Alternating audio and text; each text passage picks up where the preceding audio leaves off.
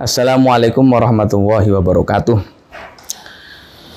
Sahabat muslim, muslimat yang kami hormati, isu yang sering dibicarakan, diperbincangkan dalam musim-musim kurban seperti ini adalah mengenai hukum berkurban satu ekor kambing untuk satu keluarga, untuk famili, untuk kerabat keluarga, satu kakak lah.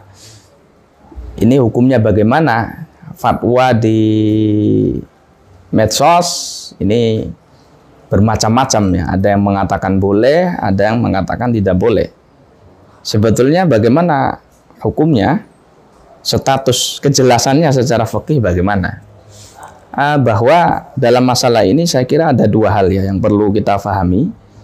Yang pertama adalah berkaitan dengan ketentuan jatah melaksanakan kurban, mempertimbangkan pada jenis binatang kurban yang disembelih. Yang kedua berkaitan dengan menghadiahkan atau mengikut sertakan pahala kurban untuk orang lain. Ini adalah dua hal yang berbeda. Pembahasan yang pertama mengenai jatah kapasitas binatang kurban ini sudah jelas, sudah gamblang sekali dijelaskan oleh para ulama bahwa untuk satu ekor kambing kapasitasnya hanya boleh satu orang, tidak boleh lebih. Sedangkan sapi ataupun unta, sapi di Indonesia boleh kerbau, boleh maksimal dilaksanakan oleh 7 orang. 7 orang berserikat, patungan, urunan, kemudian menyembelih satu ekor sapi, boleh.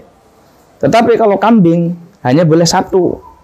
Jadi tidak boleh misalnya 2 orang atau 3 orang patungan membeli kambing, kemudian dikurbankan, kambingnya diudhiyahkan, dijadikan sebagai ekor, nggak boleh, nggak sah. Atau satu ekor kambing ini dari keluarga atas nama keluarga fulan, mereka berserikat patungan, nggak sah. Jadi individu ya. Jadi kalau kurban kambing itu yang mencukupi yang bisa sah jatah kapasitasnya hanya untuk satu orang. Nah, itu yang pertama. Kemudian yang kedua, pembahasan mengenai al-isyraq fis shawab, menghadiahkan pahala kurban. Nah, perkara ini, pembahasan ini tidak ada batasannya. Jadi dalam kasus satu orang menyembelih kurban kambing, satu ekor kambing, dia boleh menghadiahkan pahala kurbannya untuk keluarganya, bahkan untuk yang bukan keluarga, bahkan untuk temannya, untuk istrinya, untuk gurunya, untuk kliennya, dan lain sebagainya boleh. Tidak ada batas. Nah, ini sebagaimana yang dilakukan oleh Rasulullah SAW, bahwa beliau pernah berkurban kambing dan beliau menghadiahkan pahalanya, mengikut sertakan pahala kurban di samping beliau sendiri dan juga untuk umatnya. Allahumma taqabbal min Muhammad wa min ummati Muhammad. Ya Allah, semoga kurban kambing ini Engkau terima dari Muhammad dan untuk umat Muhammad. Umat Muhammad sedunia. Ini praktek yang dilakukan Rasulullah. Akan tapi seperti yang kami jelaskan tadi, bahwa konteksnya hadis ini adalah berbicara mengenai al-isyraq fi thawabil udhiyah, mengikut sertakan orang lain dalam pahala kurban. Hukumnya boleh, dan orang yang disertakan mudhahi, pihak mudhahi dalam pahala kurbannya, ini juga mendapat pahala.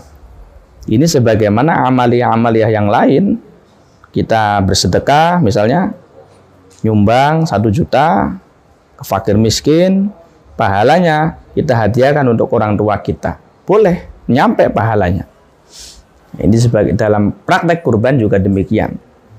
Sehingga dari dua perincian ini, dari dua kajian ini, saya kira sudah tidak ada yang bertentangan bahwa yang dimaksud keyakinan ataupun pemahaman sejak dulu masyarakat Indonesia, ulama Indonesia, kiai-kiai kita, satu kambing itu hanya untuk satu orang, itu maksudnya adalah berkaitan dengan jatah mudhahi, jatah orang yang berkurban dalam melaksanakan ibadah kurbannya.